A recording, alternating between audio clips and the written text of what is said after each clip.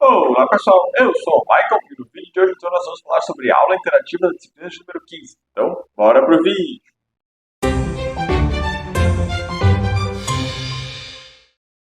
Bom pessoal, antes de iniciar então aquele recadinho básico, é possível se inscrever no canal e deixar um like, isso ajuda bastante a crescer aqui dentro do YouTube.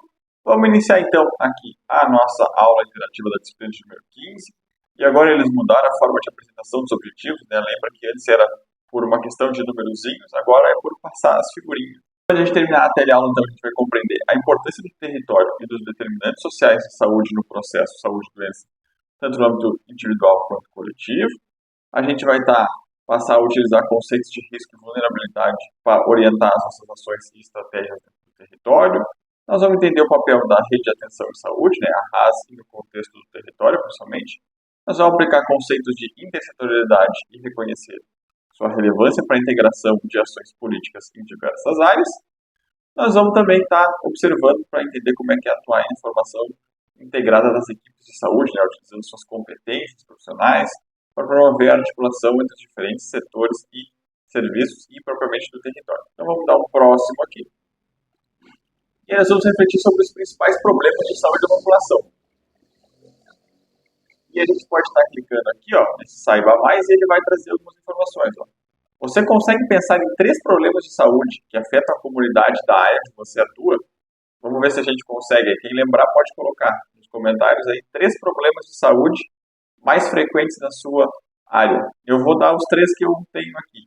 Hipertensão, diabetes e agora a questão de saúde mental.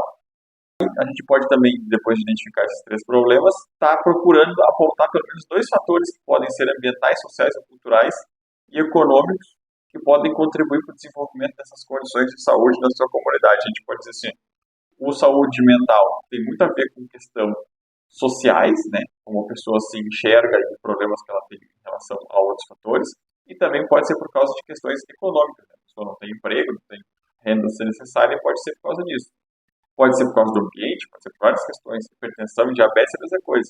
Pode ser por fatores socioeconômicos, se essa pessoa não consegue remuneração suficiente para consumir alimentos mais saudáveis e precisa comprar ultraprocessados, muito açúcar, muito sódio, né? E pode ter esse tipo de problema. Então, tudo tem algumas questões que a gente pode estar observando no nosso território. Tem até uma mapinha interativa aqui, ó, tá se mexendo. E aí vem uma dica, né? Que para que as políticas de saúde sejam executadas, incluindo na atenção primária à saúde, a vigilância em saúde e a promoção de saúde é necessário que práticas voltadas para indivíduos e coletividade sejam conhecidas por todos, né? Uma perspectiva de trabalho multidisciplinar integrando todas as redes. Então, nós do CS, nossos colegas ACEs também, né, toda a equipe precisa estar compreendendo esse processo de saúde e doença de uma forma ampla e estar praticando ele de uma forma correta, né, chamando aí, que a gente chama de multidisciplinar, né, por exemplo, nutricionista, aí saúde mental, assistência social e vários outros fatores que podem estar sendo incluídos, né. Aí aqui, ó, com certeza você já visitou uma casa e identificou condições que podem influenciar na saúde dos seus habitantes, não é mesmo? Aí pode estar colocando também quais foram os locais. Né? Aí, ó, por meio de visita domiciliar, você pode utilizar alguns dos seus sentidos para coletar informações sobre a realidade que se apresenta. Né? Pode ouvir tudo que se relata, pode ver as condições físicas de higiene do local, bem como interações entre as pessoas. Né? Ela pode perceber o quê? Está ouvindo as conversas deles. E aí percebe que essa pessoa tem algum tipo de problema de saúde mental por causa que ela só fala em tragédias. Né? A vida dela é focada só em tragédias. Pode observar as condições físicas e de higiene do local. Por exemplo, essa pessoa pode perceber que ela talvez não esteja mais tomando banho, que ela não está mais fazendo os cuidados com a casa, né? A casa começa a acumular muita sujeira. E as interações entre as pessoas. Né? Possa perceber que o esposo dessa mulher xinga ela demais, cobra ela demais. Então, tudo a gente pode estar fazendo essas questões. Né? Eu vou dar até um exemplozinho aqui a seguir. Pode perceber que tem o exemplo da CSP, né, que está visitando a Raimunda. Ela verificou a validade dos remédios e se era o local adequado para estar guardando ele. Né? Às vezes as pessoas guardam ele em alguns lugares que não estão ajudando. E todos esses fatores podem ter contribuído para diminuir eventuais problemas de pressão da dona Raimunda, né? E aí também é importante por causa que a gente vai ter esse olhar mais direto ali dentro. Também é o mesmo exemplo do caso ali que eu estava dando para vocês. Aí a gente vai passar a ver a questão do genograma, né, e do ecomapa, que foram apresentados na disciplina Abordagem Familiar e Território da APS. e ele quer saber qual é a alternativa correta. Então ele vai dizer que o genograma e a Ecomapa servem exclusivamente para organizar cronogramas de família, que eles são utilizados apenas para mapear redes profissionais, que eles são instrumentos gráficos utilizados para avaliar o desempenho escolar das crianças, ou são instrumentos gráficos que podem te ajudar a entender a organização da família. E aqui a resposta é a última, tá, pessoal? Porque eles fazem aqueles mapinhas, né? Quadradinho é homem, bolinha é mulher, aí liga um no outro, aí são separados, tem filhos, tem animais, é aquela parte do genograma e Ecomapa. Joyce, da paciente Joyce, né? Uma nova moradora do território do ACS Tião. Aqui dá para nós ver o genograma da família dela ali, ó. Por exemplo, aqui, ó. Ela pode ter aqui, ó, tem o pai dela, que ainda é vivo, a mãe, que infelizmente já foi a óbito, né? E aí tem aqui, ó, os irmãos delas todos, né? Então todos os fatores estão aqui, ó. Você tem duas linhas cruzadas paralelas, significa divórcio, aí tem essas linhas pontilhadas que significam outra questão, e tem vários outros fatores que a gente pode estar observando. E aqui, ó, por exemplo, a questão se trabalha, né, se pratica questão de igreja, né, ela vai na igreja, serviços de saúde, então o genograma é uma função importante por causa dessa questão de estar auxiliando. Não é muito comum da gente fazer, mas quem faz isso mais é a parte da medicina, para entender algumas questões, o ACS, mais ou menos, não usa tanto essa questão, nem o ACE também, né? E aí pode estar utilizando alguns procedimentos e questões para estar observando. Como integrante de uma equipe de saúde, você deve participar das discussões dos casos que envolvem pessoas da sua comunidade. Aí eles vão falar aqui do projeto terapêutico singular, né? Então, que a gente passa a ter que estar presente nessa reunião, é importante para a gente conversar e passar o nosso histórico de observação e entender o que ele seria melhor para aquele paciente. E aqui ela fala de uma reunião de equipe, né, sobre o PTS, né, que é o Projeto Terapêutico Singular. Ele apresenta a Dona Joyce, que é uma mulher, com história de diabetes tipo 2, complicações de doença, todo o seu sofrimento é causado pelo adoecimento somado ao quadro depressivo, ela não consegue estabelecer um vínculo com a unidade de saúde, então tem que saber fazer mais visitas lá, estabelecer essa questão, todos os fatores que a gente está acostumado a trabalhar com uma CSSI. Aí, em 4 momentos do projeto terapêutico, né, a gente pode clicar em cada um deles aqui, que é composto por um diagnóstico. O primeiro é o diagnóstico, então ela tem essa questão do diabetes, ela tem a questão da depressão. Aí depois, o segundo ponto é uma definição de metas, né, o que vai ser feito. Como é que a gente vai interagir? A gente vai tratar a diabetes primeiro, a gente vai tratar a depressão primeiro, vai tratar os dois ao mesmo tempo. O terceiro é uma divisão de responsabilidade da equipe, né? Então, quem é que vai tratar essa questão da depressão? Vai ser o posto ou vai ser o CAPS? A gente vai encaminhar para outro lugar ou vai ficar com nós? Como é que nós vamos tratar a questão do diabetes? É uma pessoa que a gente consegue acompanhar ela ou já está no estágio mais avançado que precisa de um apoio externo? Então, são esses fatores, né? E o último, a reavaliação, né? Depois dela passar por toda essa questão de acompanhamento e tudo, ver como é que ela ficou. Uma questão que a gente tem que ficar atento, né? Existem muitas vezes que precisam de intervenção rápida para que o número de casos não aumente, são aquelas questões que são transmitidas por vírus e tudo, né? A gente tem o caso da Covid, todos os outros fatores, e clicando aqui a gente vai estar sendo direcionado por um itemzinho ali que a gente pode estar observando. Você sabia que um dos recursos mais potentes do cuidado do seu território é a educação e saúde? Isso aqui, a gente de comunidade de saúde e a gente de combate a endemias faz isso aqui e muito, pessoal. O nosso trabalho praticamente é educação e saúde. A gente vai na casa, conversa com as pessoas sobre hipertensão, a gente está ensinando alguma coisa, está educando eles por alguma coisa. Diabetes, a mesma coisa. Vai na escola, que nem tem um exemplozinho aqui, então, fala sobre dengue, fala sobre saúde bucal, fala sobre qualquer outro tipo de assunto, a gente está fazendo uma questão de educação e saúde que é fundamental para ajudar a cuidar dos nossos pacientes, né? E aqui tem outro e-bookzinho que a gente pode estar vendo sobre apoio matricial. Quem quiser estar clicando ali, pode estar clicando depois aqui para estar sendo redirecionado e estar fazendo a leitura. E aqui, ó, como já foi discutido no tema anterior, o processo de saúde e doença é diretamente influenciado por condições socioeconômicas e culturais do ambiente. Tá? Aí, considerando que os diversos grupos populacionais que existem no Brasil não são impactados igualmente, o planejamento de ações de saúde não deve ser igual em todo o território, né? Sim direcionado para as condições. E aí a gente pode estar passando aqui algumas questões para estar observando. Né? Aqui, ó, a gente tem uma área que é muito mais rural, né? Parece que vai bastante espaço, tem um açude, E aqui tem uma praça, então a gente vai poder observar vários tipos de fatores, né? Que é a questão da equidade, que significa que cada pessoa barra comunidade não deve receber assistência de saúde de forma igual, né? Então a gente tem que ter particularidades para cada um deles. E aqui eles vão trazer um exemplo de dados demográficos, né, referente à população descrita com números de habitantes, idade e sexo. E isso aqui são fatores importantes para estar prevenindo a questão de risco e proteção. A gente também tem dados ambientais, né, de condições de vida, né, como características de território, número de domicílios, renda e até mesmo escolaridade das pessoas. Tem dados de morbidade, né, como a questão de doenças e agravos de saúde que mais predominam naquela região.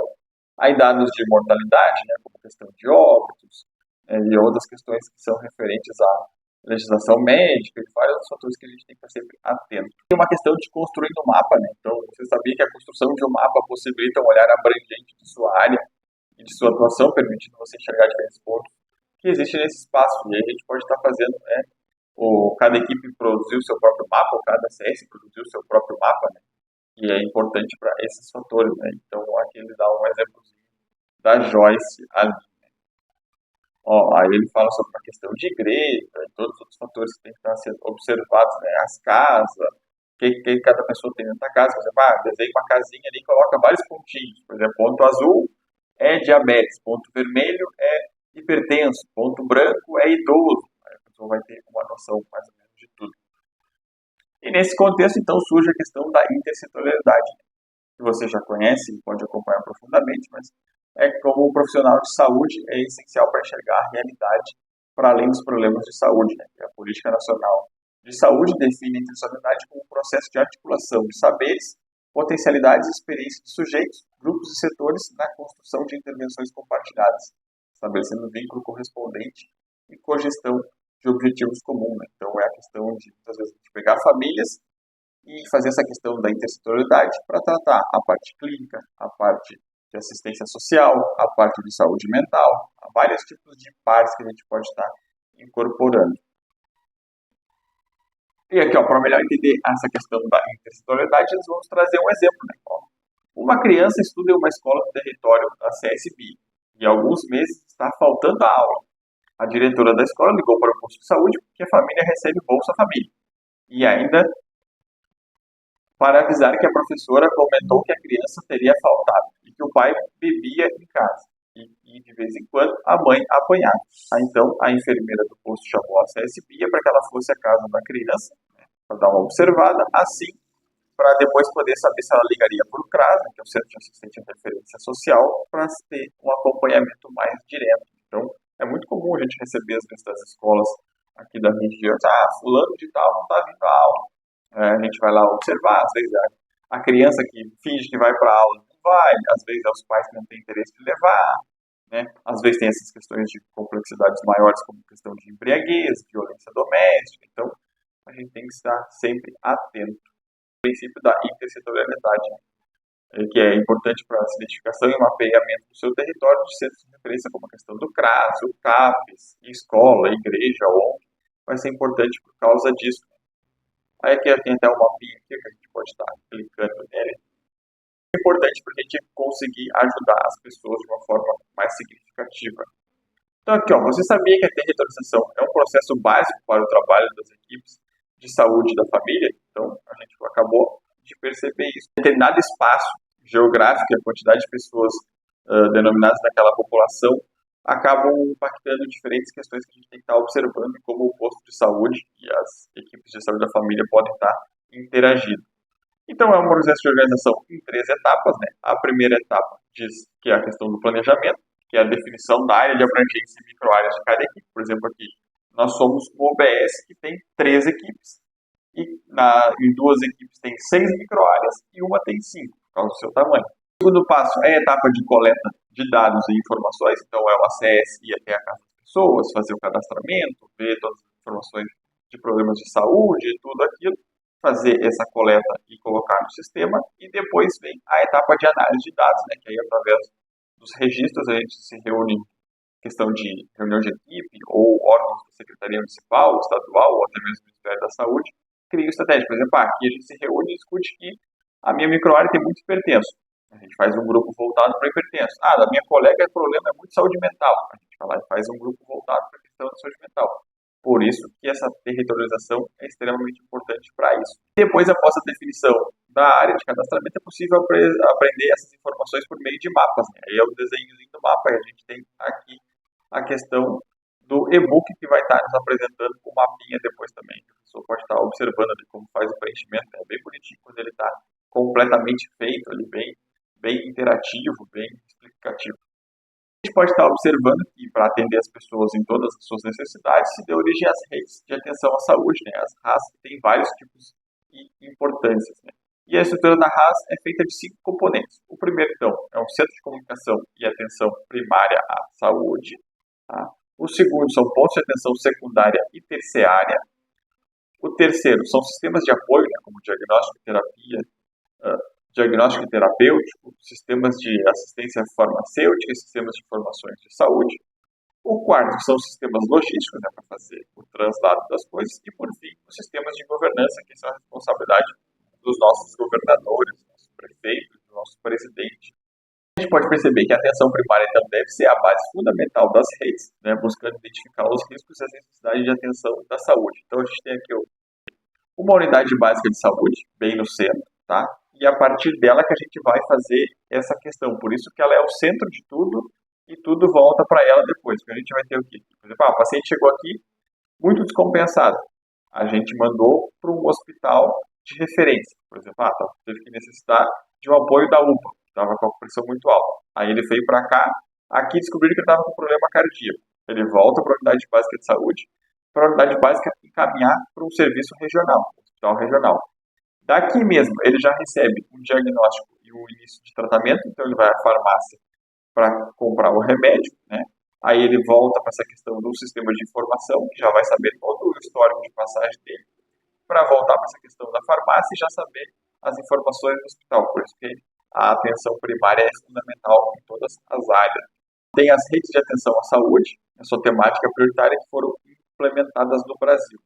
Então, a rede de atenção materno-infantil propõe-se a atenção primária em saúde, orientando a questão do alto risco do parto e nascimento, né? A puérpera e a atenção às crianças. Aí temos a rede de atenção às urgências do SUS, que se propõe a organizar o serviço de portas de entrada de hospitais de emergência, principalmente em situações de trauma, doenças cardiovasculares e cerebrovasculares, de condições de emergência. A rede de atenção psicossocial, que é para cuidar da questão do atendimento de pessoas com transtorno mental, ou a questão do uso de crack, álcool e outras drogas. Rede de cuidado à pessoa com deficiência, né, que propõe ampliar o atendimento das pessoas com deficiência, tanto na atenção primária como na atenção especializada, né, e a rede de atenção à saúde das pessoas com deficiência crônica, que é para fazer um tratamento integral com pessoas que têm doenças crônicas, né, diversos pontos da rede, como a gente deu o exemplo da pessoa que era hipertensa cardíaca. Vai passar por diagnóstico, vai passar por tratamento, uma cura, uma reabilitação, redução de danos e entre outras coisas que forem necessárias. Aí aqui tem um videozinho para quem quiser estar assistindo, pode estar clicando. E a gente chega na parte final da nossa teleaula, então, que tratou muito sobre essa questão da territorialização, da importância que ela tem na questão da intersetorialidade, os trabalhos multidisciplinares e tudo que a gente precisa ter para criar um contexto de saúde ampla que possa atender a toda a população. Então tá, pessoal, o vídeo de hoje foi esse. Eu espero que vocês tenham gostado e até a próxima.